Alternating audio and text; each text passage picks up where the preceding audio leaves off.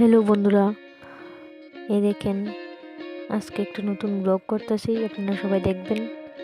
আমাদের চ্যানেলটা please subscribe করেন, লাইক কমেন্ট শেয়ার করবেন, বেল আইকন ক্লিক করবেন। এই দেখেন ভর্তা শাক কাটা হয়ে গেছে এবং কাঁচামরিচ কাটতে দিয়ে দিছি। ভর্তা শাকটা সম্বাস দিব, আপনারা সবাই দেখতে থাকেন। ভর্তা শাকটা সম্বাস দিয়ে ফুরনের তেজপাতা আর শুকনো লঙ্কা দিছে, তেল দিছে, সরষের তেল পরিমাণ মতো আপনারা দিবেন। আপনারা যতটুকু তেল খান বাড়িতে ততটুকুই দিবেন।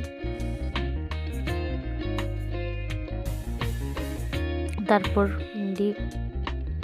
তেজপাতা আর কাঁচা শুকনো লঙ্কাটি হইলে পরে তারপরে রসুন বাটা দিবা।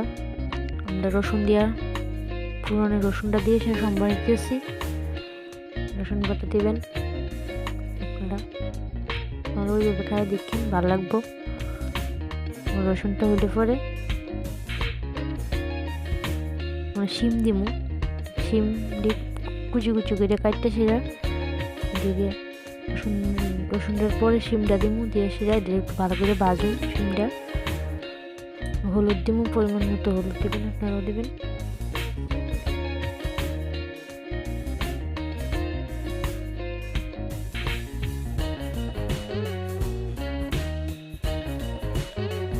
আপনারা যদি ব্লগটা ভালো লাগে প্লিজ কমেন্ট করবেন, শেয়ার করবেন, লাইক করবেন। আর চ্যানেলটা প্লিজ যারা যারা সাবস্ক্রাইব করছেন না সাবস্ক্রাইব করে দিন, বেল আইকন ক্লিক করেন যাতে প্রত্যেকটা ভিডিও আপনার কাছে আই। আর ভর্তা শাকটি দিয়ে দিছি কড়াইয়ের মধ্যে, ভালো করে এটা মিশাই নেব। শিমডি আর ভর্তা শাকটি ভালো করে মিশাই নেব।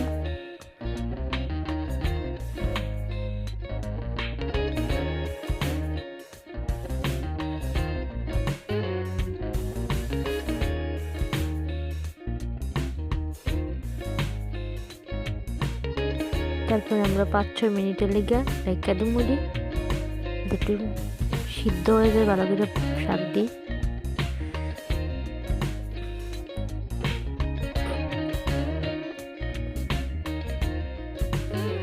আবার ডাকনা তুললে সেটা ভালো করে একটু নাড়িয়ে নেব।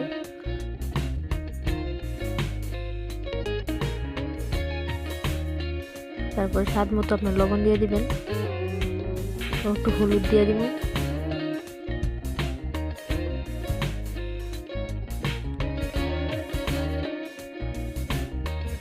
আপনার এভাবে ডিপ শাক হয়ে গেছে গা, এখন আপনারা খেতে পারবেন। খাওয়ার মতো তৈরি হয়ে গেছে, তাই দেখবেন এভাবে স্বাদ লাগবে।